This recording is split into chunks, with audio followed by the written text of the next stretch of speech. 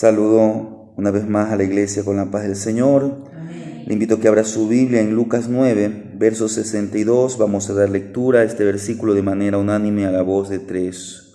1, 2, 3. Y Jesús les dijo: ninguno que poniendo su mano en el arado mira hacia atrás es apto para el reino de Dios. Como decía, hoy por la mañana estábamos viendo ya este capítulo. Estamos viendo este tema que es: aprendamos a ser verdaderos discípulos de Cristo. Haciendo un poco una recapitulación de lo que hemos visto anteriormente, en el capítulo 8 veíamos que el Señor habló acerca de la fe. Porque nosotros somos creyentes.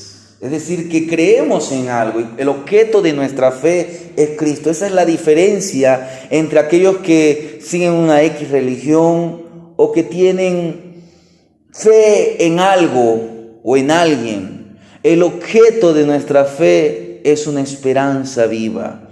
Porque Cristo no es que solamente era un profeta o era un buen predicador. Jesús es Dios, Dios que se encarnó.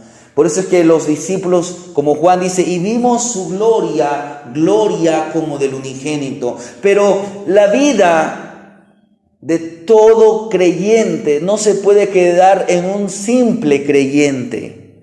Usted y yo tenemos que ser discípulos.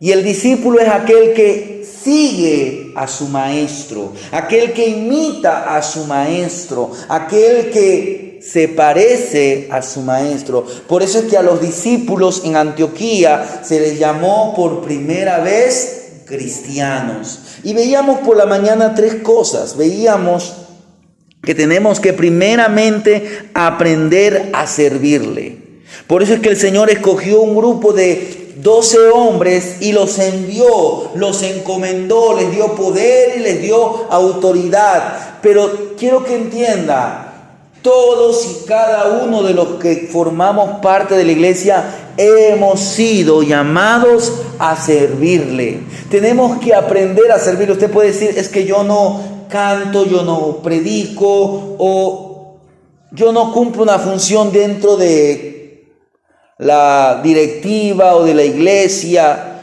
Pero si usted es parte del cuerpo de Cristo, usted ha sido llamado a servirle. Y el primer lugar donde tenemos que aprender a servir es en nuestra casa. Por eso es que el Señor Jesús los envió primeramente a los judíos. Pero también veíamos que tenemos que aprender a conocerle. Recuérdese que por la mañana vimos la confesión de Pedro, donde el Señor hizo una pregunta: ¿qué dice la gente acerca de mí? Y comenzaron a decir, unos dicen que tú eres Juan, otros dicen que tú eres el profeta Elías, Jeremías o alguno de los profetas. Y el Señor Jesús luego le hace una pregunta a sus discípulos: ¿qué dice? ¿Qué dicen ustedes? ¿Qué piensan ustedes? ¿Qué dicen ustedes? ¿Quién soy yo? Y ahí Pedro toma aquella voz de mando, si podríamos decir, y él dice: tú eres el Cristo, el Hijo del Dios viviente. Usted y yo tenemos que aprender a conocerle. Tanto que vimos que el Señor los lleva a aquel monte, pero antes de eso el Señor anunció su muerte, y ahí le dice a los discípulos que alguno que quiera seguirle, aquel que quiera venir en pos de él, niéguese a sí mismo, tome su cruz. Y mire cómo dice aquí en Lucas: cada día. Porque seguir al Señor o conocer al Señor o ser un discípulo del Señor no es cosa de un día a la semana, no es cosa de en un momento de entusiasmo. No, esto tiene que ser algo de toda su vida. Por eso es que, ¿qué dice al final el Señor Jesús en este capítulo? Ninguno que poniendo su mano en el arado. Mira atrás. Cuando usted escucha esta frase, mira atrás, ¿a quién se le puede venir a la mente? Mire, La mujer de Lot miró para atrás y ahí quedó. No siguió, no avanzó. ¿Por qué? Porque ¿dónde estaba su corazón? Estaba en Sodoma.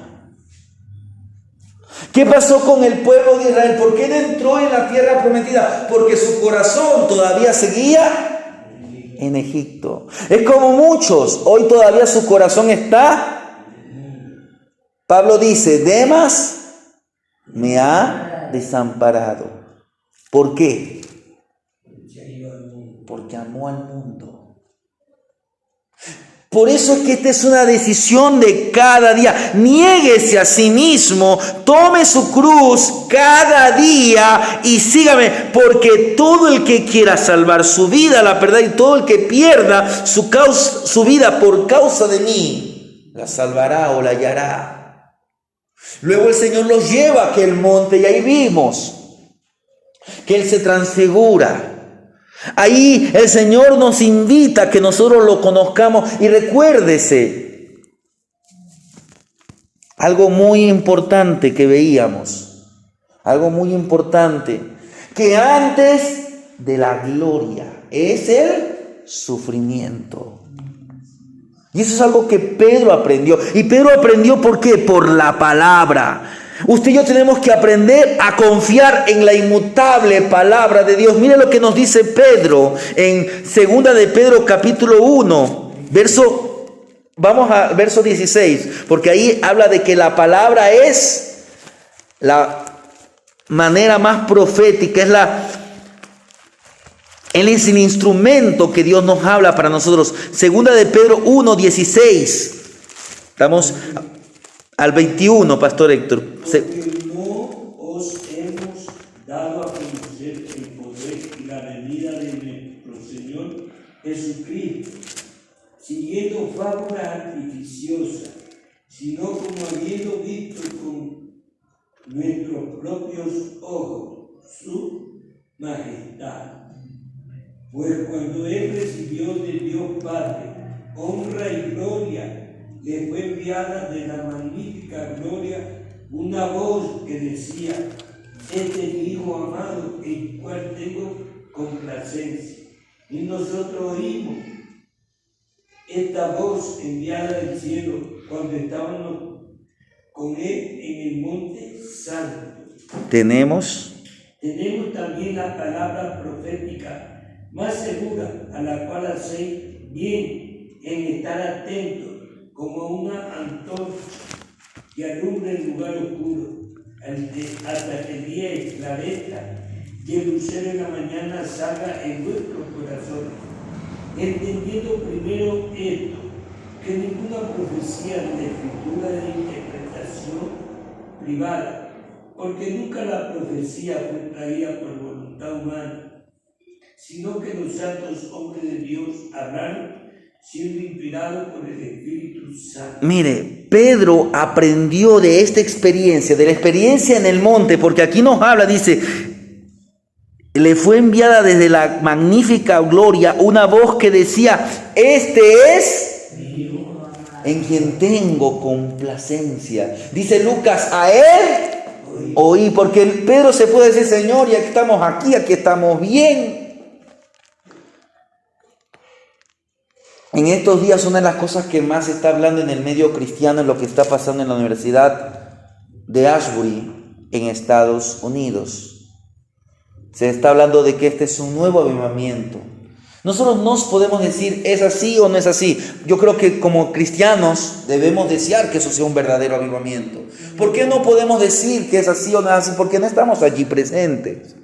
No estamos viendo la palabra que se está dando. Pero por las noticias que dan ciertos medios, y uno tiene que buscar un medio fidedigno, muchos dicen que hay gente que está viniendo de otros lugares y llegan a entregarse, gente que nunca había querido saber de Dios. Y podemos decir, basado en lo que la Escritura muestra, que un avivamiento empieza cuando hay verdadero arrepentimiento. Porque la palabra avivamiento significa vida. Ahora quiero que entienda, la Biblia registra algunos avivamientos. Y en ese momento uno está en el fulgor, está en el momento del gozo. Pero va a llegar el momento en que el culto, por más que ya lleve 10, tal vez 20 días, va a llegar un momento en que va a acabar. Y ellos tendrán que volver ¿a qué? A sus hogares. Y si usted tuvo un verdadero avivamiento, eso no es cuestión de un momento. Esto es cuestión de cada día. El Señor le dio a entender cuando el Padre dice, a Él oíd. En otras palabras, no se van a quedar en el monte, tienen que descender. ¿Por qué? Porque veíamos también por la mañana que además de aprender a servirle, aprender a conocerle, tenemos que aprender a confiar. Tenemos que aprender. ¿Y en qué tenemos que confiar? Es en esta palabra. Usted no confía en hombre. Ahora, si viene un hombre y le predica la palabra de Dios, usted obedézcale, porque lo que le está enseñando es la inmutable palabra de Dios.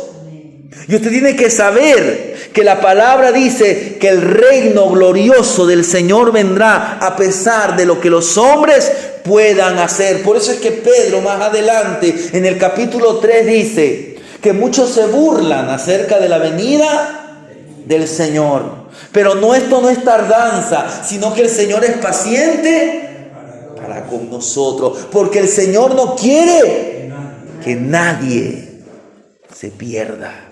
Está dando tiempo el Señor. Aprendamos a confiar. Veíamos por la mañana que descendieron. Llegaron allí. Los 9 se habían encontrado con un problema. Habían traído un muchacho que tenía un espíritu inmundo. Los síntomas que este muchacho tenía es lo que hoy nosotros conocemos como epilepsia.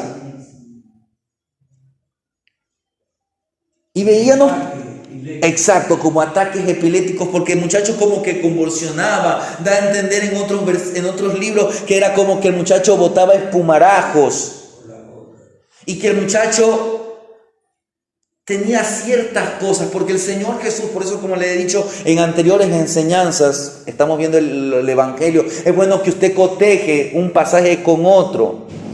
¿Por qué? Porque en otros libros, en otros evangelios, vemos que el Señor Jesús le pregunta al Padre, ¿desde cuándo ocurre esto? Entonces el Padre, que no tenía una idea clara, no sabía mismo qué le pasaba, pensaba que era un espíritu, pero él comienza a decirle, esto le ha pasado desde muy niño. Y a veces es como que si el espíritu lo lanza al fuego, lo lanza al agua.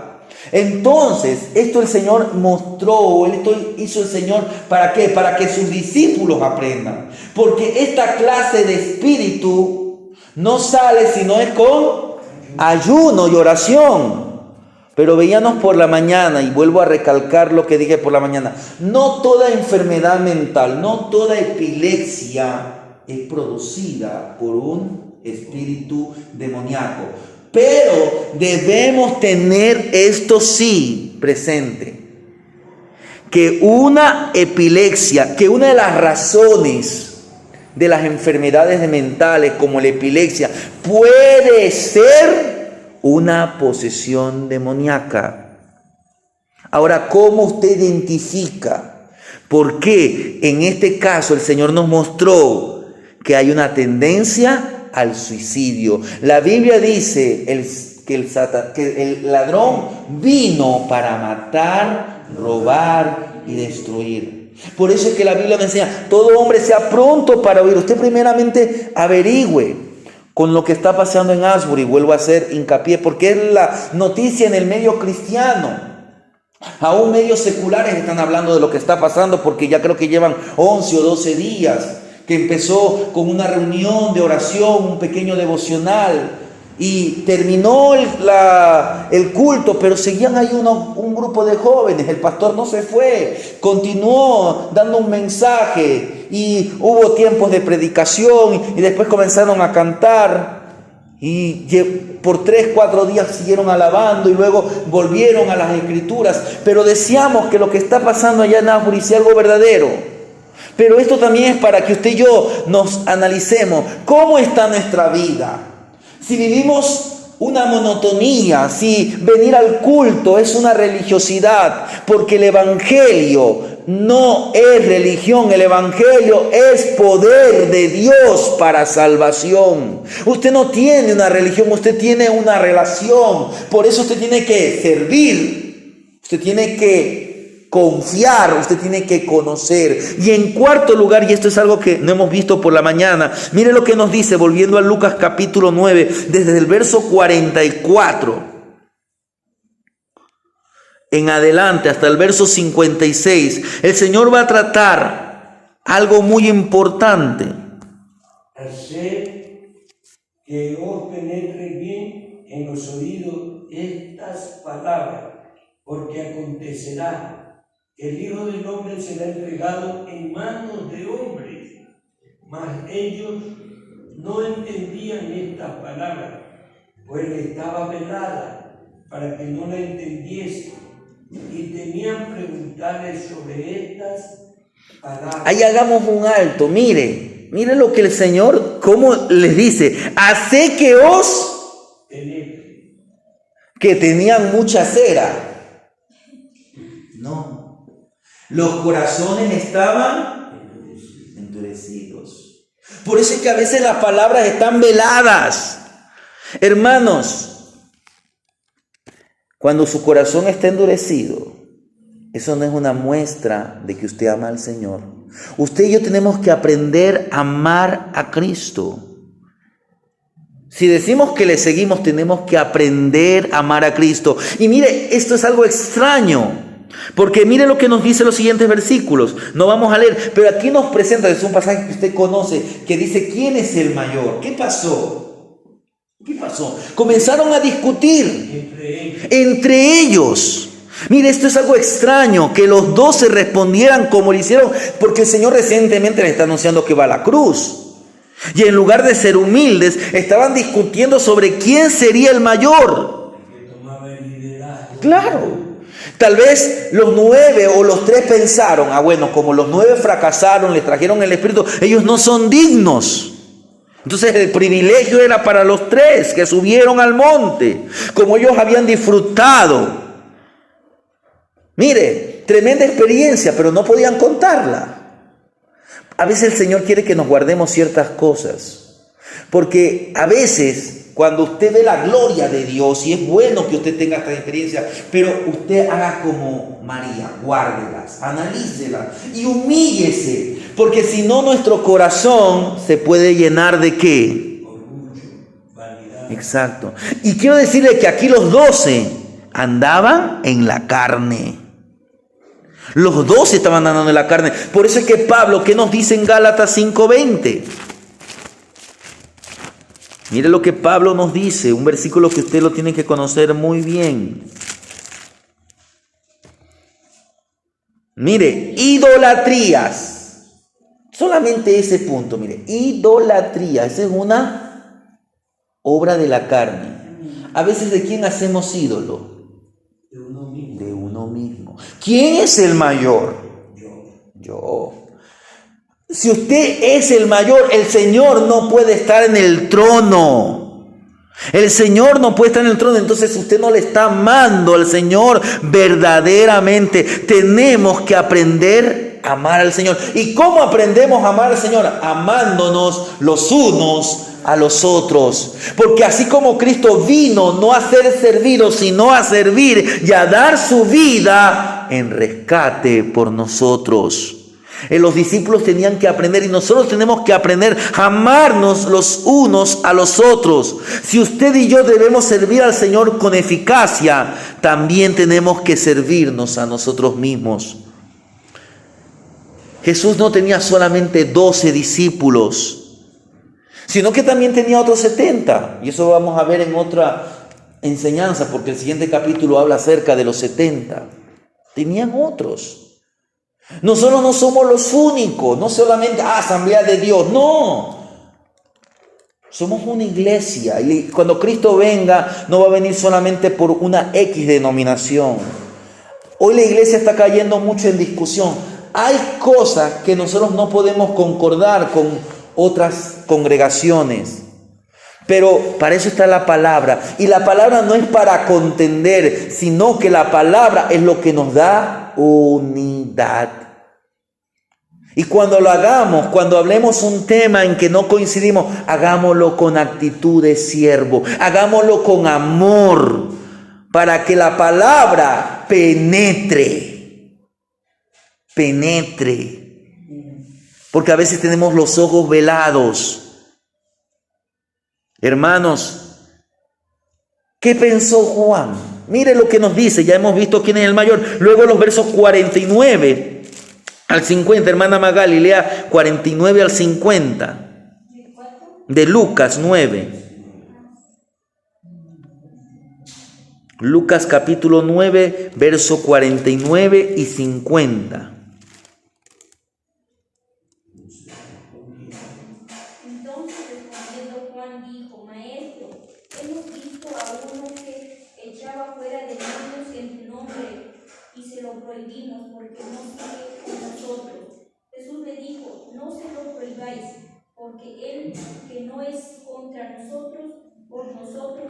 Mire,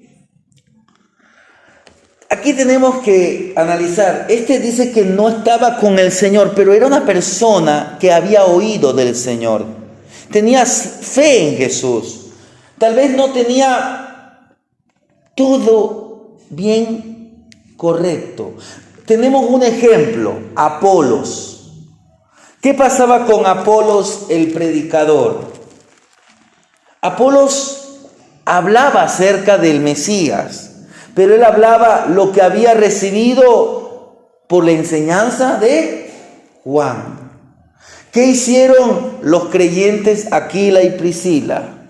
Lo cogieron aparte y por las escrituras lo guiaron. ¿Qué estaba haciendo Juan? Se creía que era superior, pensó que era espiritual, quería prohibirle a este hombre anónimo a que sirviera. Pero el Señor lo exhortó, lo reprendió con amor. Pero mire, ni aún así, porque más adelante los tiene que reprender y ahora sí los reprende más duro. Porque luego, mire lo que dice, cuando se cumplió el tiempo en que él había de ser recibido arriba, afirmó su rostro, vuelve a decir, afirmó su rostro para ir a Jerusalén y envió mensajeros delante de los cuales fueron y entraron en una aldea de los samaritanos para hacerle preparativo, mas no le recibieron porque su aspecto era como de ir a Jerusalén. Viendo esto sus discípulos, Jacobo y Juan dijeron, Señor, ¿quieres que mandemos que descienda fuego del cielo como hizo Elías y los consuma? Entonces volviéndose él, los reprendió diciendo, vosotros no sabéis de qué espíritu sois, porque el Hijo del Hombre, y si es posible marque este versículo, porque este es el versículo central de Lucas, porque el Hijo del Hombre no ha venido para perder las almas de los hombres, sino para salvarlas. Y se fue a otra aldea. Mire, tenemos que aprender que amar a nuestros enemigos. Si decimos que amamos a Dios, tenemos que amarnos los unos a los otros, pero también tenemos que amar a nuestros enemigos. Fueron a donde los samaritanos, y usted sabe que samaritanos y judíos no se llevaban, estaban en enemistad por tiempo, por siglos, pero Jesús no participaba en esta lucha. Jesús no tomó parte en esta lucha. Vemos la historia de la mujer samaritana, ya lo dijimos por la mañana. Contamos lo que el pastor días atrás enseñó acerca de aquel samaritano que fue sanado, que había sido leproso. El Señor fue con todos compasivo. Hermanos, Juan, Jacobo, fueron los que estuvieron allí en el monte. Que estuvimos con Elías. Entonces, como Elías, vamos a decir que descienda fuego. ¿Por qué Elías lo hizo? Porque esos hombres querían matarlo. Porque ¿a qué evento está diciendo? No está diciendo cuando estuvieron en el monte Carmelo. Si usted va en casa a Segunda de Reyes capítulo 1, usted lo va a ver, creo que es el capítulo 1, sí, que el rey Ocosías, creo que es, manda que consulten a un falso Dios. Y ahí le sale al encuentro Elías. Entonces, como ellos llegan con el informe, el rey le manda un capitán con sus 50. ¿Pero para qué iban? Para agarrarlo y matarlo. Entonces, como estos hombres vinieron con actitud prepotente y le dicen a Elías, varón de Dios, desciende para acá. Entonces Elías le dice, si yo soy varón de Dios, que descienda fuego y los consuma. Pero ese era Elías. El Señor vino ¿para qué? Vino para abrir la gracia. Dios le había hablado mucho tiempo a Israel, tanto que vimos, ustedes tienen que haber leído el capítulo 19 o 18 de Primera de Reyes, donde ahí tienen la confrontación, pero ellos fueron duros. Para cada pueblo habrá un juicio y el juez es el Señor. Fue el Espíritu Santo el que lo guió a Elías a decir eso. Pero aquí, Juan el discípulo del amor, ¿cómo lo llama el Señor? Hijos del trueno. El Señor los llamaba hijos del trueno. ¿Por qué? Porque todavía no habían tenido dominio propio sobre sus emociones. Con el tiempo Juan fue aprendiendo y se transformó en el discípulo del amor. Y por eso usted ve en sus cartas y en su evangelio que una de las cosas que más habla Juan es sobre el amor. Hermanos, la manera de convertir a un amigo en enemigo no es esa. ¿Cuál es la manera? Mire lo que nos dice Pablo en Romanos capítulo 12. Y usted lo conoce muy bien, este pasaje, Romanos capítulo 12, desde el verso 17 hasta el verso 21. No paguéis a nadie mal por mal. Procurad lo bueno delante de todos los hombres. Si es posible, en cuanto dependa de vosotros, estad en paz con todos los hombres. No os venguéis vosotros mismos, amados míos, sino dejad lugar a la ira de Dios, porque escrito está, mía es la venganza, yo pagaré, dice el Señor. Así que si tu enemigo tuviere hambre, dale de comer, y si tuviere sed, dale de beber, pues haciendo esto, ascua de fuego amontonará sobre su cabeza. No seas vencido de lo malo, sino vence con el bien el mal. Mire, vence con el bien el mal.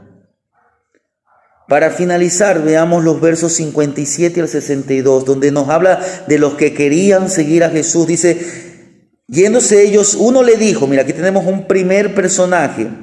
Señor, te seguiré donde quiera que vayas. Jesús le dijo, las zorras tienen guaridas, las aves de los cielos nidos, mas el Hijo del Hombre no tiene dónde recostar la cabeza. Y dijo a otro, sígueme. Aquí Jesús le dice a otro, segundo personaje, sígueme. Él le dijo, Señor, déjame que primero vaya y entierre a mi Padre. Jesús le dijo, deja que los muertos entierren a sus muertos y tú ven y anuncia el reino de Dios. Entonces también dijo otro, tercer personaje, te seguiré, Señor, pero déjame que me despida primero de los que están en mi casa. Jesús le dijo, ninguno que poniendo su mano en el arado mira hacia atrás es apto para el reino de Dios.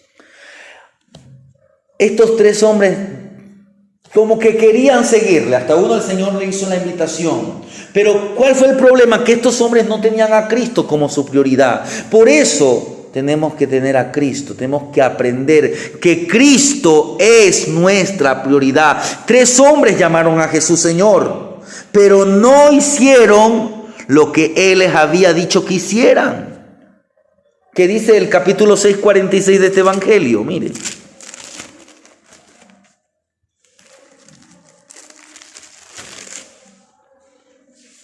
¿Por qué me llamáis Señor, Señor, y no hacéis lo que yo os digo. Mire, ¿qué pasó con el uno? Cuando oyó las adversidades, no quería negarse a sí mismo. El segundo estaba preocupado por el funeral incorrecto. Deja que los muertos entierren a su muerto. Él debía haber tomado su cruz, morir a sí mismo y obedecer la voluntad de Dios. Y el tercer hombre tenía sus ojos puestos en la dirección equivocada y no podía seguir a Cristo. Por eso vuelvo a hacer énfasis en lo que dice el verso 23. Si alguno quiere venir en pos de mí, niéguese a sí mismo, tome su cruz y cada día sígame. Tim Gustafson, que es un colaborador de nuestro Pan Diario, él escribe lo siguiente: mientras bebía su té Nancy, miró por la ventana de su amiga y suspiró al ver una exuberante extensión de colores en un cantero de flores bien cuidado. Quiero lucir así, dijo con melancolía, sin tanto trabajo. Hermanos, algunos atajos son buenos, pero incluso no todos son buenos. Algunos son prácticos, pero otros hacen que nuestro espíritu entre como en cortocircuito, nos haga insensibles. Usted y yo tenemos que saber tomar decisiones. No todo camino es bueno. No toda actitud es buena.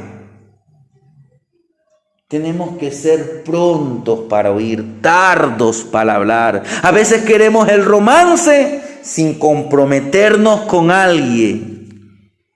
Y a veces ese alguien es tan distinto a nosotros.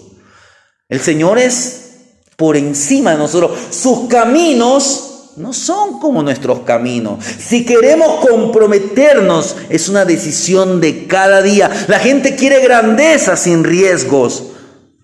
Y a veces el fracaso es necesario en la vida real para que usted y yo aprendamos a valorar las cosas que tenemos. A veces deseamos agradar a Dios, pero no si nos resulta inconveniente. Queremos para nuestra conveniencia. Y Jesús aclaró que no hay atajos para evitar la decisión, que es una decisión difícil, la decisión de consagrar nuestra vida. Por eso es que el Señor dice: ninguno que poniendo su mano en el arado mira hacia atrás es apto para el reino de Dios. Seguir a Cristo, hermano, va a requerir que usted y yo pongamos la vara en alto en la lealtad. Que seamos verdaderamente leales a Cristo. Porque cuando usted y yo ponemos nuestra fe en Jesucristo, en la obra del Señor, es cuando la obra recién empieza. Cuando usted aceptó a Cristo es cuando usted dio el primer paso, pero hay muchos pasos más adelante. Pero hermano, vale la pena. Vale la pena. Por eso es que el Señor Jesús dijo allá en Marcos capítulo 10, verso 29, por causa del Evangelio, aquel que no reciba 100 veces más ahora, dice, y en el siglo venidero la vida eterna. Pedro le dijo: Señor, lo hemos dejado todo. Aquel que dejó por causa del Evangelio va a recibir 100 veces más, pero va a recibir algo mucho mayor. Va a recibir la vida eterna. Usted hoy la tiene en Cristo. Conocer a Cristo es vida eterna. Conocer al Padre es vida eterna. Seguir a Cristo va a ser difícil, pero el Señor nos ha dado su Santo Espíritu y la recompensa de una vida plena, ahora y siempre. Entonces, hermanos, y con esto concluyo, las condiciones del discipulado se dan en 9:23. Si alguno quiere seguir, niéguese a sí mismo. Entonces, usted no puede decir yo primero. Tal vez su énfasis será yo primero. Por eso es que no se sorprenda que los obreros son pocos. Y el Señor Jesús en el capítulo siguiente va a hablar. Hermanos, hoy en día el término cristiano está siendo sumamente mal utilizado, y esto es debido al desconocimiento. Algunos que piensan que toda persona, toda criatura es un cristiano, que todos somos hijos de Dios, y a la luz de las Escrituras sabemos que aquellos que han aceptado a Jesucristo como Señor y Salvador de su vida por autoridad celestial y por el nuevo nacimiento a través de la palabra y el Espíritu, ellos son hijos de Dios. Y cuando usted y yo nos referimos a un cristiano, literalmente lo que estamos diciendo es uno que es como Cristo, es uno que sigue a Cristo, es uno que ha sido marcado por la obra redentora de Cristo en su vida, y como evidencia de su arrepentimiento, este hombre se está conduciendo bajo la guía, o esta mujer se conduce bajo la guía del Espíritu Santo. Esta persona tiene características similares a Jesús, y a la luz de lo que hemos meditado, usted y yo debemos entender que un verdadero discípulo se lo conoce primeramente por su servicio a Dios. Aprendamos a servirle a Dios en primer lugar. Segundo, por su conocimiento de Dios. Aprendamos por las Escrituras y por el Espíritu Santo que mora en nosotros a conocer al Señor. Se lo conoce por su confianza y también se lo conoce por su amor en Cristo. Confiemos, depositemos, crucifiquemos nuestras vidas cada día. Niéguese a sí mismo, tome su cruz y siga con amor a Cristo. Y aquel que le sigue a Cristo, le sigue porque Cristo es su mayor prioridad. Entonces, hermano, debemos tener discernimiento de quién es un verdadero discípulo de Cristo. No todo el que me dice, Señor, Señor. Mientras tanto, mientras el Señor va poniendo discernimiento, usted y yo aprendamos a ser verdaderos discípulos de Cristo. Amén.